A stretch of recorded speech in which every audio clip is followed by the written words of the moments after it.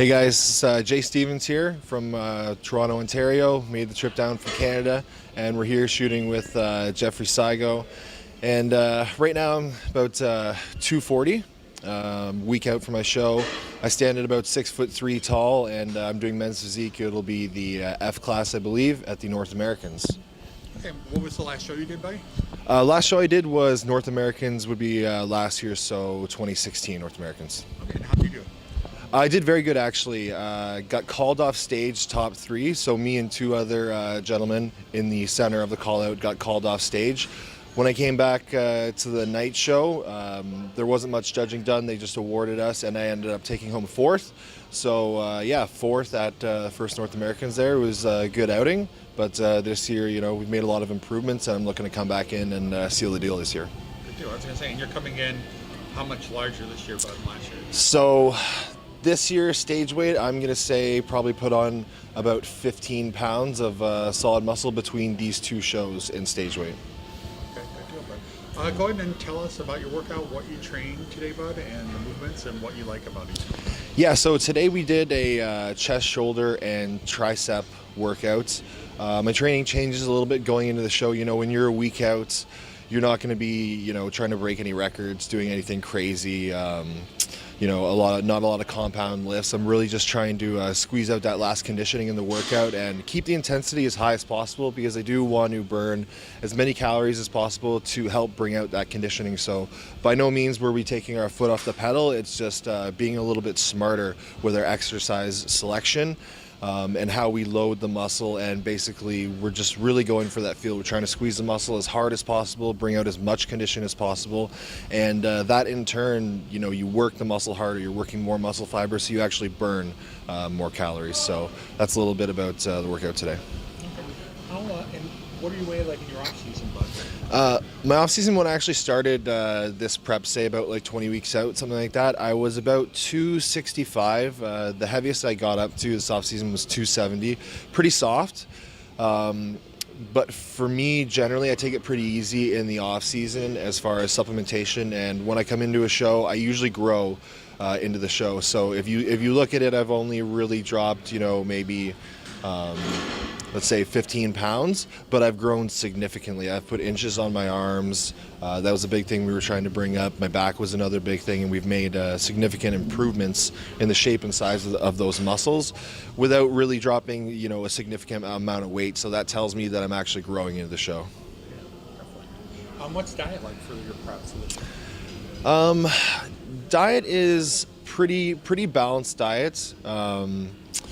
Starting in the prep, I usually consume a good amount of calories in the off season to grow, because I am quite heavier. Like I said, I'm about 6'3", anywhere from 260, 270 in the off season, something like that. So I do require a lot of calories to grow, but macronutrient wise, I'm pretty spread out pretty evenly. About 300 to 350 grams of protein, usually throughout the year.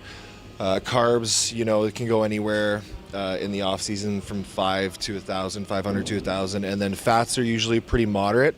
When we start to diet down, we usually start pulling things away in a balanced fashion. Protein always stays the same, and then we'll start reducing carbohydrates or fats in a balanced fashion. So one week we might pull a little bit of carbohydrates to get a little bit of progress, and then when we need to cut some more calories to get more progress, we'll pull from the fats, right? And usually I end up going into a show very low fat, higher carbohydrate, because I feel it just helps my training. It helps keep the training intensity as high as possible.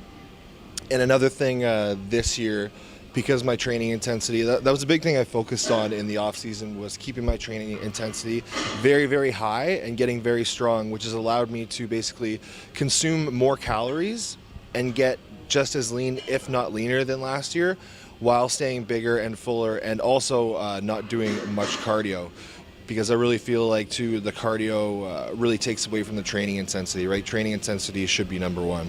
Yeah, how is cardio going into the show? What are you doing about it?